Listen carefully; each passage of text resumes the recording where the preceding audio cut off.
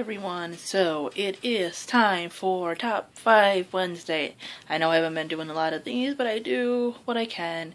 And this one I can do. So, Top 5 Wednesday. So, Top 5 Wednesday, of course, was created by Lainey at Ginger Reads Lainey.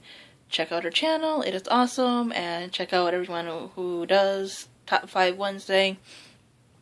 It's a great way to find out about new books and book-related stuff. So, and who doesn't love books? I know I do. So, let's get on with it. So, this Top 5 Wednesday is buzzwords. Basically, words that will guarantee a book buy for you. Like, if you like a certain genre or a certain word that like just really speaks to you, like let's say mystery or scary or something, if you like those types of things, then you will most likely gravitate towards that specific book. So yeah, buzzwords. So at number 5, I have, because I'm starting to get more into it, I loved Harry Potter and a couple other ones, and some books have this in there slightly and some not. It really depends on how you see it, but at number 5 would have to be fantasy. Starting to get more into fantasy, so anything that's unicorns. I love zombies versus unicorns, and I guess I don't think zombies really count as fantasy. I guess it really depends on how the story goes. But that's more horror, I guess. But yeah, fantasy for number 5. Number 4 would be whimsical.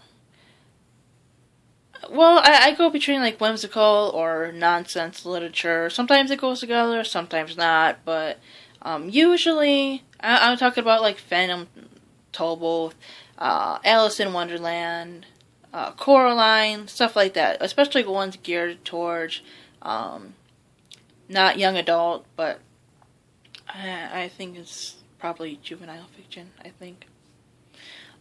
Yeah, they seem to have a lot of imagination and just great, unique characters. I mean, usually they're kids, but it's just really fun to read. So, at number 3, I would say anything that's marked emotional or heartbreaking. And I don't always mean breakups, but it's one of the reasons I love The Hunger Games was, the emotion that was in that book. Harry Potter had a lot of it, and especially with his parents and the whole mirror scene and everything, and a whole bunch of other stuff too. So, yeah, Hunger Games, Harry Potter. What else am I thinking? God, there's a lot of things between all the media that I really like, between books, movies, television, songs. The Fault in Our Stars, I still have to see that movie, but the book was fantastic, and that doesn't make you cry. I don't know, but well. But yeah, definitely emotion, heartbreaking, that sadness. I'm a sucker for it. It just reminds me of real life. So, at number, let's see, where am I at?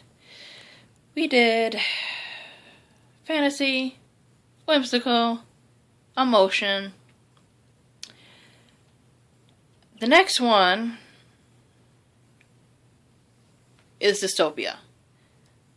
I'm really getting into that lately. I just think there's a lot you can do with it. I know some people are tired of it, and I notice some books don't have the greatest synopsis. When I read it, it doesn't really always engage my interest.